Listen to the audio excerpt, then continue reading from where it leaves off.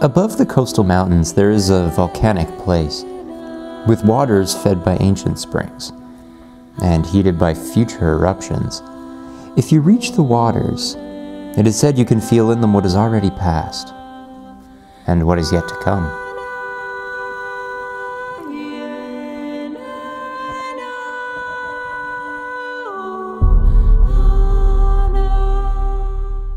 Why would you attempt the volcanic springs ride on a shit bike?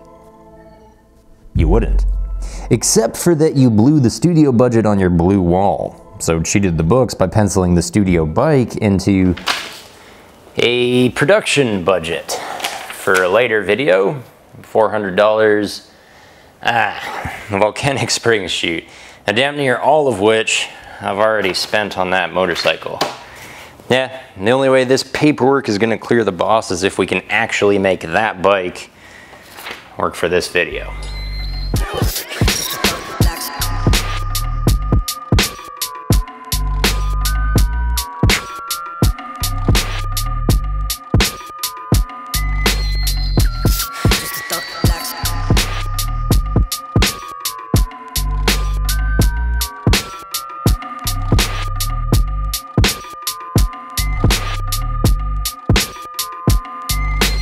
For $300, you bought a 1970 Suzuki TC-90, plus a spare engine with some conspicuous differences, and a box of what can only be described as garbage. Now, obviously, you buy a new spark plug for $4.73, which fixed nothing. Check the wiring. Zero resistance on the secondary coil. Does that seem right to you? The replacement was $41.99, patched onto old mounting points with $2.54 of bendy brackets. And God said, let there be light. But no fire. Compression feels okay, the carb looks not okay. You pirate some unneeded wire, blow $10.62 of carb cleaner through every hole, and remind yourself that a few things in this world are reliable: taxes, gravity, and two-strokes. And if you have a simple combustion chamber with a spark, air pressure, and gas, it will fire.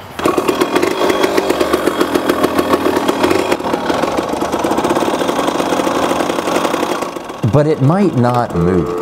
You think the clutch is slipping, so you manhandle that spare engine, crack open the clutch pack, and swap it over. Ooh.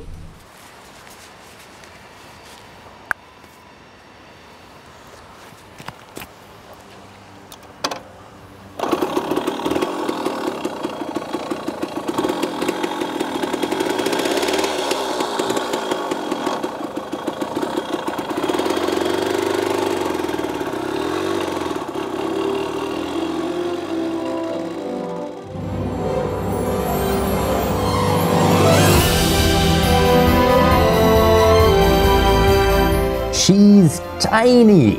And the TC-90 has a piston smaller than an espresso cup, a curb weight no heavier than its rider. It made 11 horses 48 years ago, and horses don't live that long. But somehow it's kind of fast. Here we are, tearing it over 100, smoking and screaming for the first time in maybe a decade. Repeating the mantra in 2 cycles: ring ding ding, ring ding ding, we'll make it, we can make it.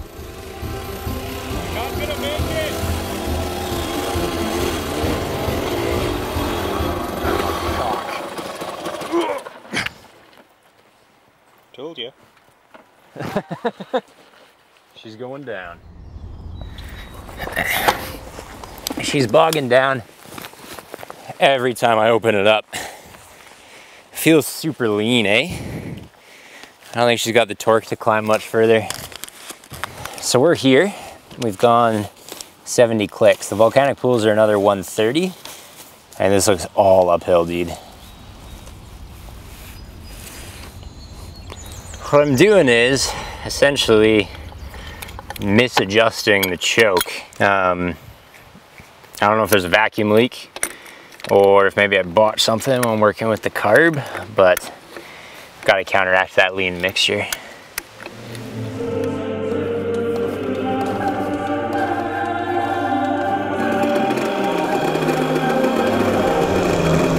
It's An asbestos band-aid. A horrible fix, but it holds. I mean, yeah, okay, she's still slow going. You know, still drowning in air, suffocating in deep breaths, until...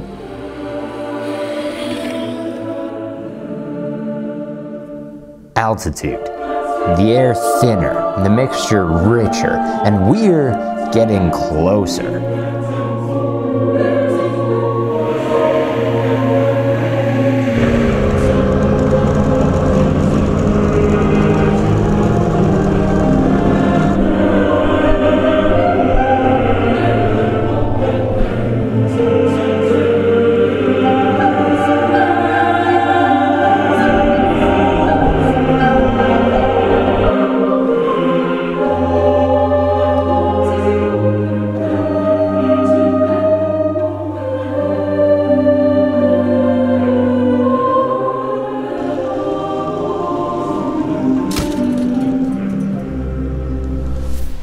Two problems.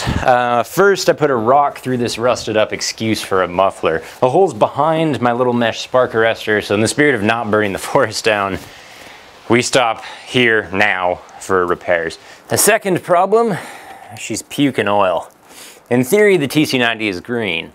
These tiny injectors are driven by the motor to squirt just enough fresh oil onto cylinder and crankcase so she doesn't need to burn mixed gas. That would be a revolution in clean two-stroke technology, if the huge ass injection reservoir wasn't leaking like Deepwater Horizon.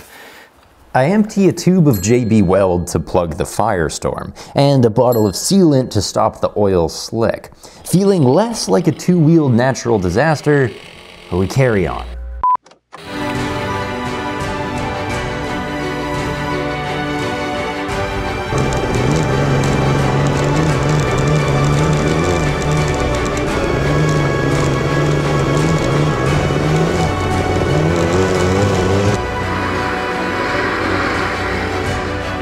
It occurs to me that we should be pretty much spot on our $400 budget by now. Meaning if we don't hit any more snags, this is gonna be a 400-kilometer round trip with a $400 bike. We should just call the video that. Oh, shit. The last hill is a steepie. And one thing that I've neglected to mention is that our TC-90 has no first gear. Not entirely sure why. I do believe Suzuki initially offered one.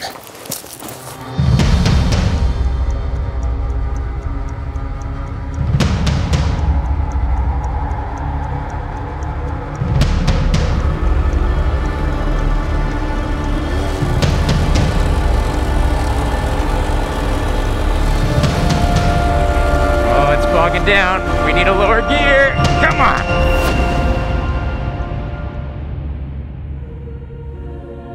That's right. A high-low gearbox. 4 high, 4 low. Now, up till now, we haven't touched the lower ratios at all because they really only crawl. But they'll crawl up a 60-degree incline if you give them time. And I do.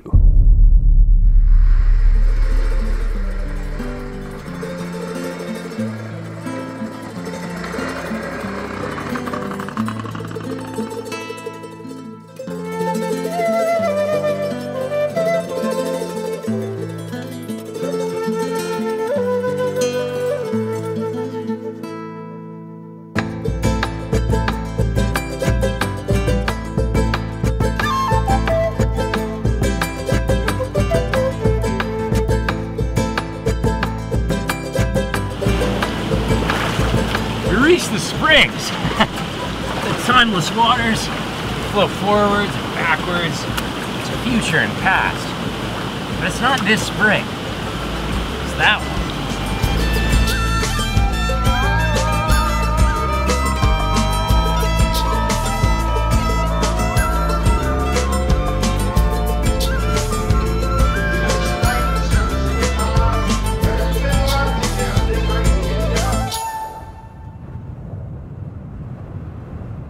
An old motorcycle flows with history. Now, how many screwdrivers drove these in desperation before my own? And what became of the person who built this, a half-century and a half-world away? And do these volcanic hills hear our TC-90 for the first time, or echo its sound from rides past? The bike also smolders with future fire. When will we see a new dual sport this light, this cheap, this accessible, a schematic painted in but 2 strokes, yet capable of highway speeds and vertical climbs? I can feel the future in these waters, but it's already past, and still yet to come.